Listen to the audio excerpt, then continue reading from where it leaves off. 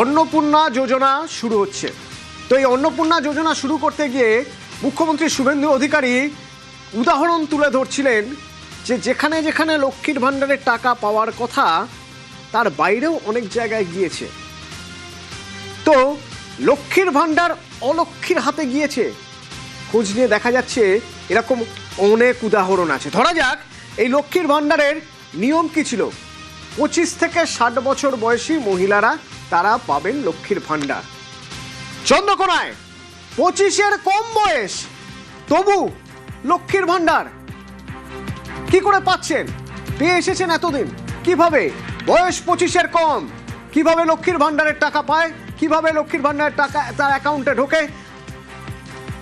সুকান্ত আছে সরাসরি আমার সঙ্গে। সুকান্ত, কতদিন ধরে এই টাকা পাচ্ছেন? কোনো জবাব দিতে পারছেন যে কিভাবে পেয়ে যাচ্ছেন টাকা? 25-এর তো কম বয়স, হিসেব তো বলছে 25-এর কম বয়স হলে লক্ষ্মীর ভাণ্ডারের টাকা অ্যাকাউন্টে ঢোকারই কথা না।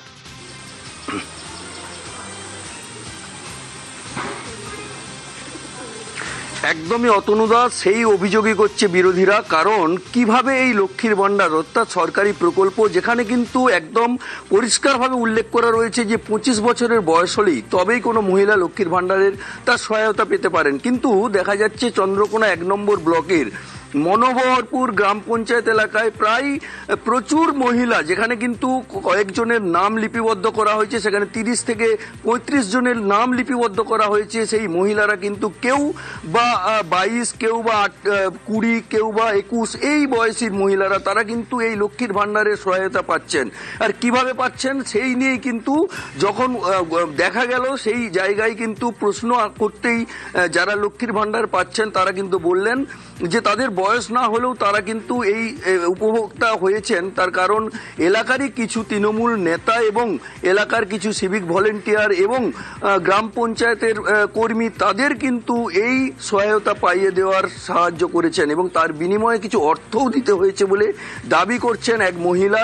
এই রকম কিন্তু একাধিক অভিযোগ তুলেছে চন্দ্রকোনা 1 নম্বর ব্লকের বিজেপি নেতৃত্বরা।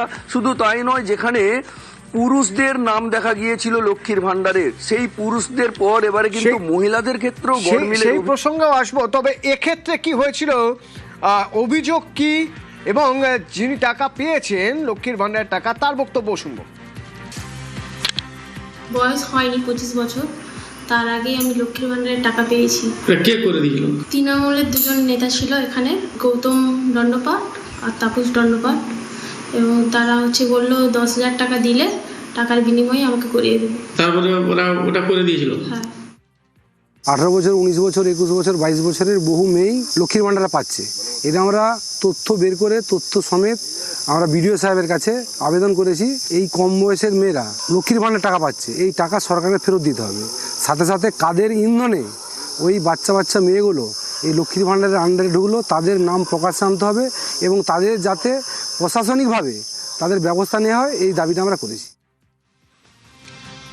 লক্ষ্মীর ভাণ্ডার একটি প্রকল্প, যে প্রকল্প নারীদের স্বনির্ভর হওয়ার জন্য, আর্থিকভাবে তাদের কিছুটা এগিয়ে দিয়ে যাওয়ার জন্য।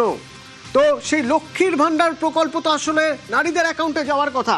একটা ছবি দেখাই আপনাদের।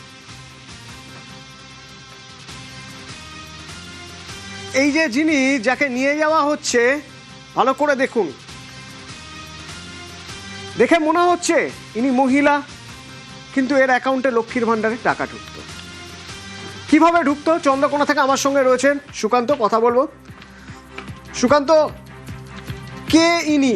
লক্ষ্মীর তো মানে মহিলা যে নন সে তো দেখেই বোঝা যাচ্ছে, কিন্তু ইনি কি, পরিচয় কি, কিভাবে এর অ্যাকাউন্টে লক্ষ্মীর ভাণ্ডারের টাকা?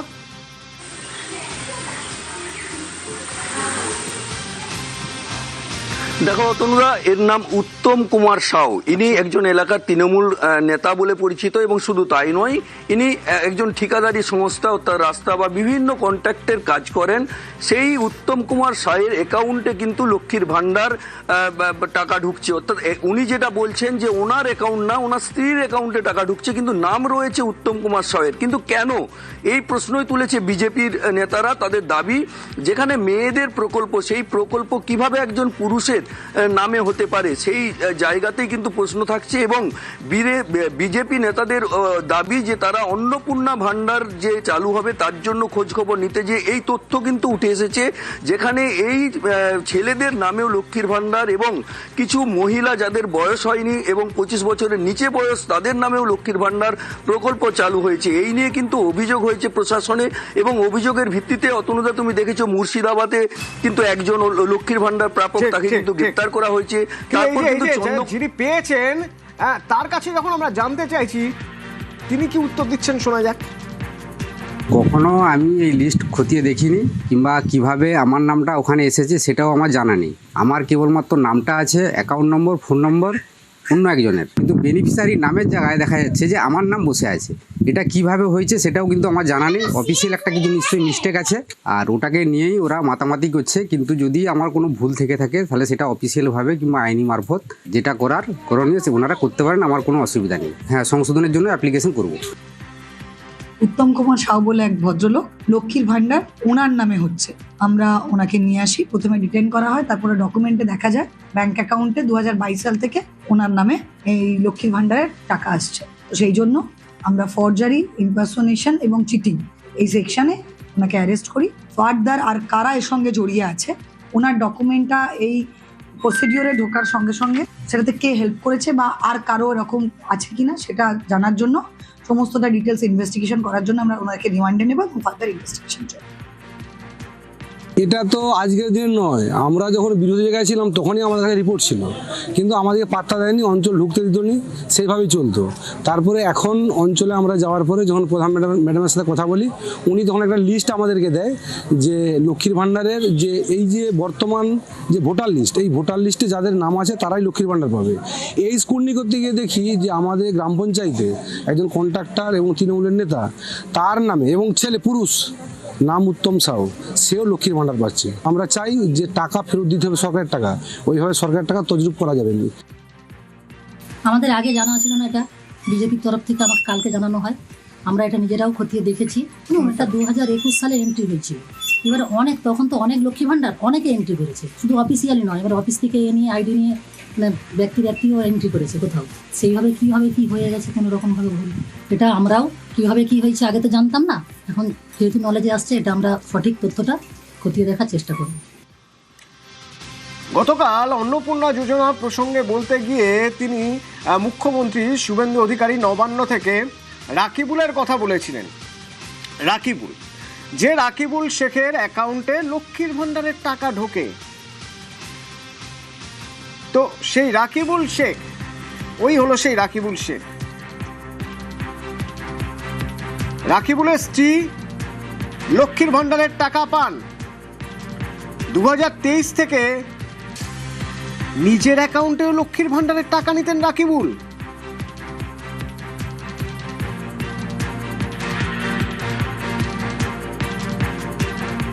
আপনাদের একটা উদাহরণ দিই আমি।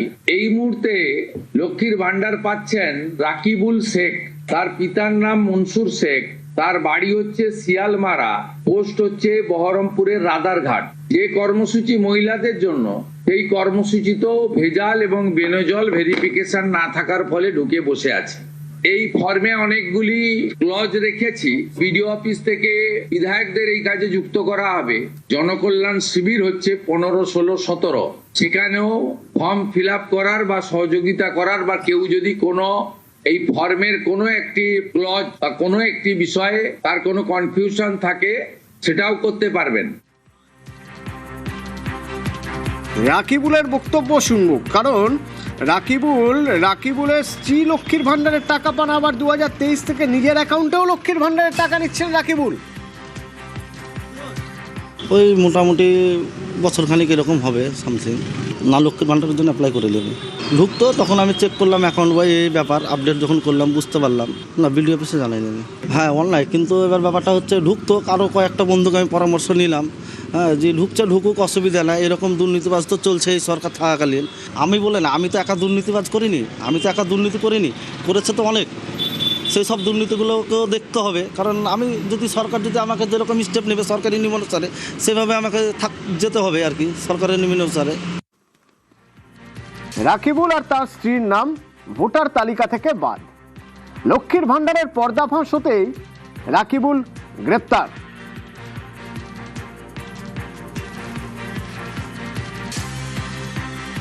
এটা তো আমাদের কাছে ডেটা থাকে না, এটা যেহেতু দুয়ারে সরকার ক্যাম্পের মাধ্যমে আমাদের ওনারা জমা করেন এবং কিছু কিছু হয়তো অনলাইনও করেন। এবার সেটা তো ব্লক ভেরিফাই করে পাঠায়, তো সেহেতু হয়তো হয়েছে, সেটা আমাদের জানা ছিল না। ব্লক ভেবে দেখবেন যে না কিভাবে কি স্টেপ নেওয়া যায়। দমদমের সাংসদ সৌগত রায়, তাকে ডিম ছোড়া হলো নিমতা থানার সামনে। কি হয়েছিল আপনারা একবার সেই ছবিটা দেখাই। তাকে চোর চোর স্লোগান দেওয়া হলো, ডিম ছোড়া হলো। দেখুন,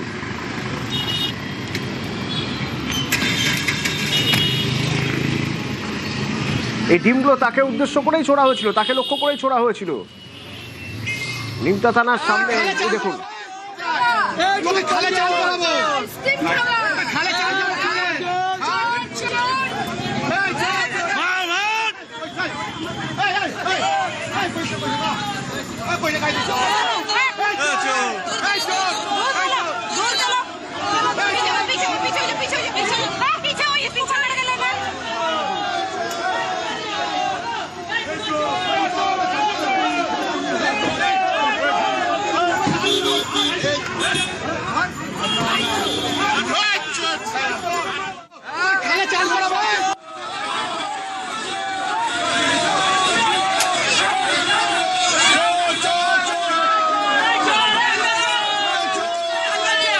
অনুপ আছে আমার সঙ্গে। অনুপ, নিমতা থানার সামনে সেখানে এইভাবে তাকে চোর চোর স্লোগান দেওয়া হচ্ছে, এরা কারা, কেন? লোকসভা কেন্দ্রের সাংসদ সৌগত রায় আজকে নিমতা থানায় যায়। মূলত তার দাবি যে যে সমস্ত তৃণমূল কর্মী তাদের বাড়িতে হামলা করা হচ্ছে বিজেপির পক্ষ থেকে, অন্যদিকে তৃণমূল কর্মী তাদেরকে আটক করা হচ্ছে, গ্রেপ্তার করা হচ্ছে পুলিশের পক্ষ থেকে। কেন এরকম ঘটনা হচ্ছে, পুলিশের কাছে কিন্তু এই বিষয় নিয়ে আলোচনার জন্য যান। এবং যে সময় সৌগত রায় তিনি থানায় ঢোকেন, তার পরবর্তী ক্ষেত্রে লক্ষ্য করা যায় যে তাকে ঘিরে চোর চোর স্লোগান দিতে থাকে, বিক্ষোভ দেখাতে হবে। তিনি যখন গাড়িতে ওঠেন সেই সময় কিন্তু তাকে তার গাড়ি লক্ষ্য করে ডিম ছোড়ার পরপর এই ছবি কিন্তু প্রকাশ্যে উঠে আসে। এবং দেখা যাচ্ছিল দমদম লোকসভা কেন্দ্রের সাংসদ মূলত থানায় যাওয়ার কারণ হিসেবে বলা হচ্ছে যে এই লোকসভা কেন্দ্রে দমদম নিমতা এলাকায় কিন্তু একাধিক তৃণমূল কর্মীদের বাড়িতে হামলার ঘটনা, কখনো বা তাদেরকে গ্রেপ্তারের ঘটনা ঘটছে। কেন পুলিশের পক্ষ থেকে ব্যবস্থা নেওয়া হচ্ছে এই গোটা বিষয় কিন্তু জানানোর জন্য তিনি আলোচনার জন্য থানায় গিয়েছিলেন।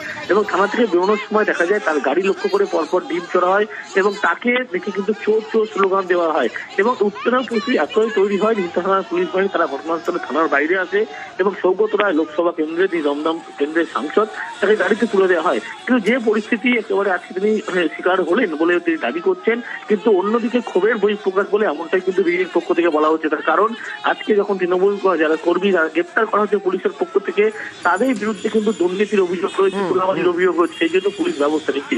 কিন্তু সৌগত রায় কেন সেখানে গিয়েছেন এই নিয়ে কিন্তু এই গন্ডগোলের সূত্রপাত এবং সৌগত রায়কে ছোট্ট স্লোগান, তার পরবর্তীতে ডিম ছুঁড়ে মারা সৌগত রায়ের গাড়ি উদ্দেশ্য করে এমনই ছবি কিন্তু প্রকাশ্যে উঠে আসতো। এই যে রাস্তায় পড়ে আছে ডিম, দেখুন এই ডিমগুলো ছোড়া হচ্ছে তার গাড়ি লক্ষ্য করে, কোনোটা গাড়ির কাছে গিয়ে লাগে, আর ওদিকে চোর চোর স্লোগান।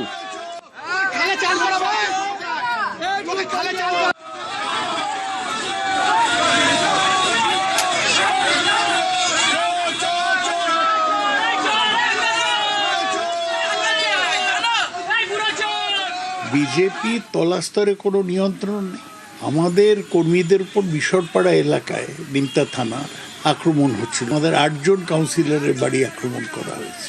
তাই নিয়ে ওরা ডেপুটেশন দিতে গিয়েছিল, আমারও থাকতে বলেছিল, আমি গিয়েছিলাম, আইসির সঙ্গে আলোচনাও হলো। কে জানি না বিজেপির গুন্ডাদের খবর দিয়েছে, তারা এসে বাইরে স্লোগান দিল। আমি শুনলাম বেরোবার পথে কয়েকটা লোক চোর চোর বলছিল, একটা মহিলাও ছিল। স্লোগান যখন দিচ্ছে আমি বললাম কে চোর আর কি প্রমাণ আছে তোমাদের? ওরা কিছু জবাব দিল না, অশ্লীল অঙ্গভঙ্গি করতে লাগলো। তখন আমি গাড়িতে গিয়ে উঠলাম, গাড়িতে ওঠার পর ওরা গাড়ি লক্ষ্য করে 4-5টা ডিম ছুঁড়ল। আমাকে বললো যে ওরা এক ট্রে ডিম নিয়ে এসছিল। আমি সর্বাঙ্গীনভাবে একে নিন্দা করি, কিন্তু এগুলো করে আমার দাবিয়ে রাখা যাবে না। এটা ওদের নেতারা উস্কে দিয়েছে, শিখিয়ে দিয়েছে। এই ঘটনার নিন্দা করেছেন মন্ত্রী নিশীথ প্রামাণিক।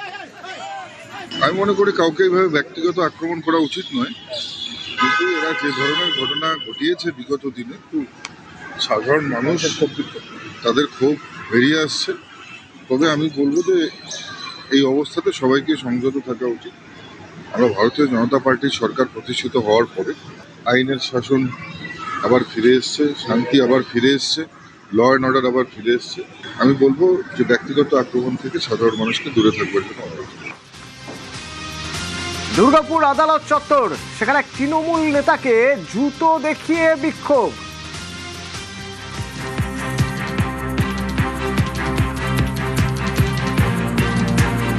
দুর্গাপুর আদালত চত্বরে তোলাবাজির অভিযোগে গ্রেপ্তার তৃণমূল ব্লক সভাপতি। সেই তৃণমূল ব্লক সভাপতি রাজীব ঘোষ, তাকে যখন আদালতে পেশ করা হয় সে সময় তাকে লক্ষ্য করে চোর স্লোগান, জুতো দেখিয়ে বিক্ষোভ।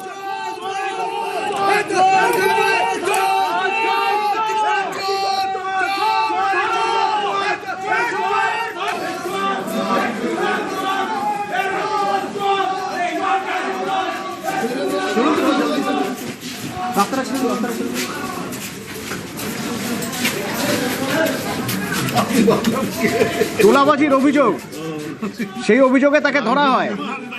এরপর যখন থানায় নিয়ে যাওয়া হচ্ছিল সে সময় তাকে দেখে চোর চোর স্লোগান, আবার কেউ কেউ চটি জুতো দেখাতে শুরু করলেন।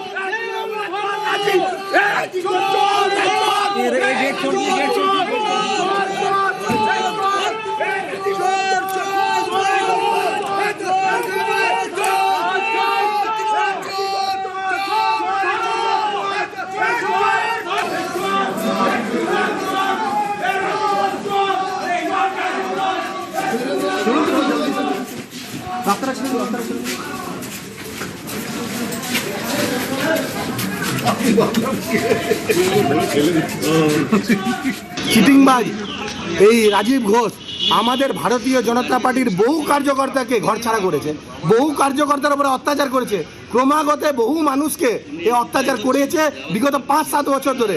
যেখানেই সন্ত্রাস সেখানে রাজীব ঘোষের নাম এসছে। এই সন্ত্রাসবাদী এই চিটিংবাজ লোককে আগামী দিনে জেলের ভেতরে স্থান হবে, বাইরে কোনো স্থান নেই। এই জুতো খাওয়ারই যোগ্য, আর জুতোই মারবো এদেরকে, এইরকম চিটিংবাজদের।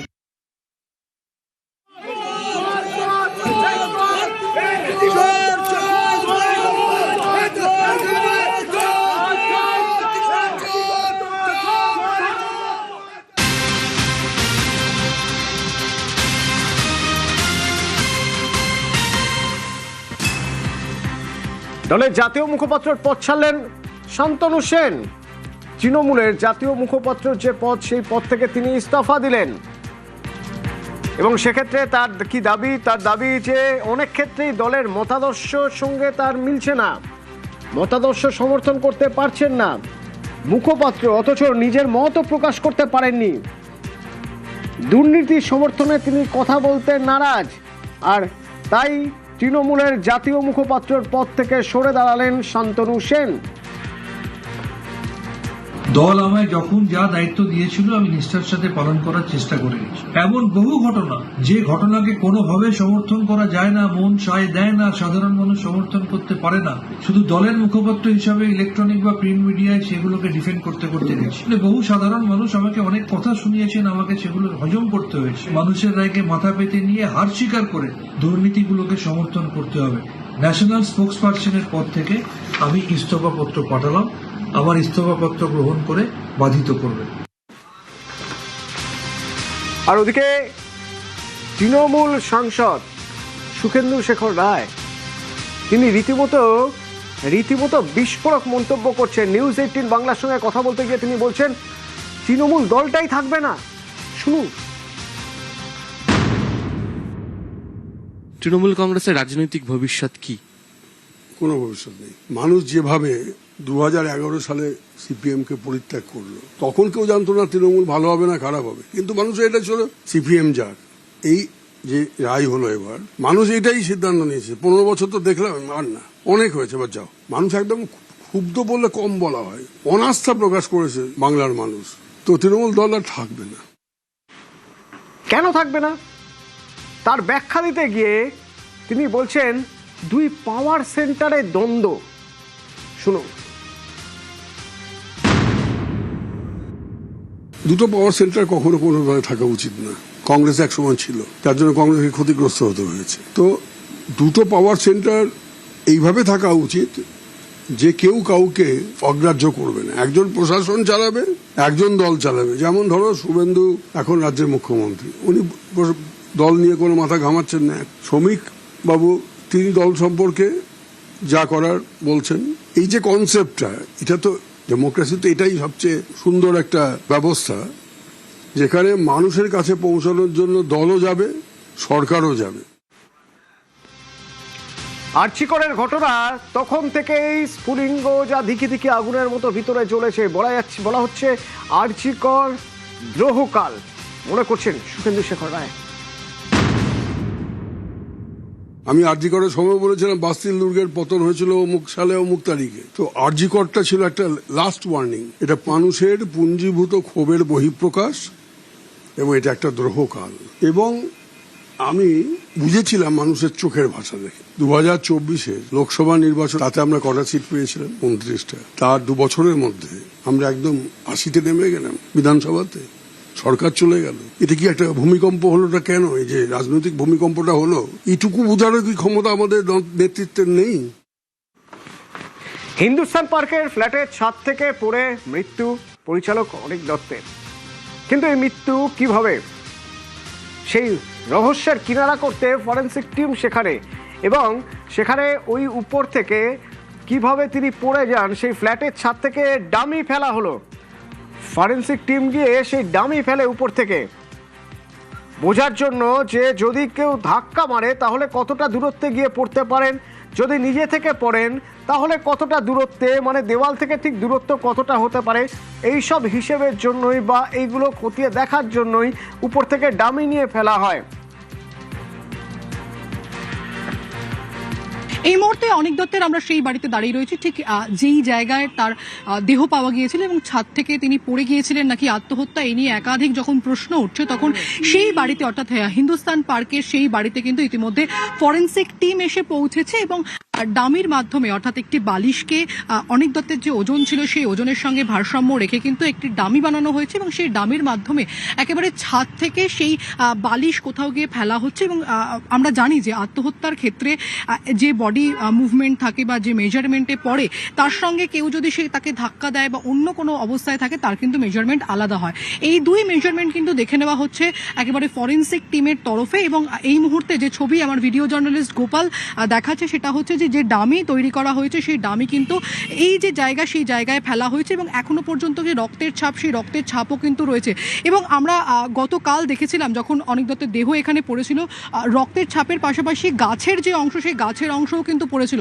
এই ডামি নিয়ে যখন পুরো বিষয়টা পরীক্ষা নিরীক্ষা হচ্ছে, তখন কিন্তু এই গাছ যে বাধা পেয়েছিল সেটাও কিন্তু আমরা দেখলাম। ক্যামেরায় গোপালের সঙ্গে প্রীতি, নিউজ 18 বাংলা, কলকাতা। যোগ দিবসের অনুষ্ঠান কলকাতায়, এই যোগ দিবসের অনুষ্ঠান হবে এবং এই যে যোগ দিবসের অনুষ্ঠান, সেই যোগ দিবসের অনুষ্ঠান নিয়েই সেই ছবি আপনাদের দেখাবো, কারণ মূল অনুষ্ঠান এবার কিন্তু কলকাতায় হবে। কেন্দ্র সিদ্ধান্ত নিয়েছে 21শে জুন আন্তর্জাতিক যোগ দিবসের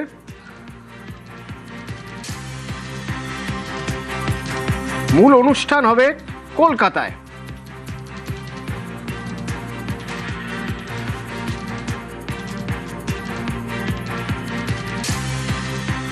अगले माह 21 जून को अंतर्राष्ट्रीय योग दिवस का आयोजन पश्चिम बंगाल के कोलकाता शहर में किया जाएगा, जो हमारी समृद्ध विरासत और आध्यात्मिक चेतना का अनुपम संगम प्रस्तुत करता है।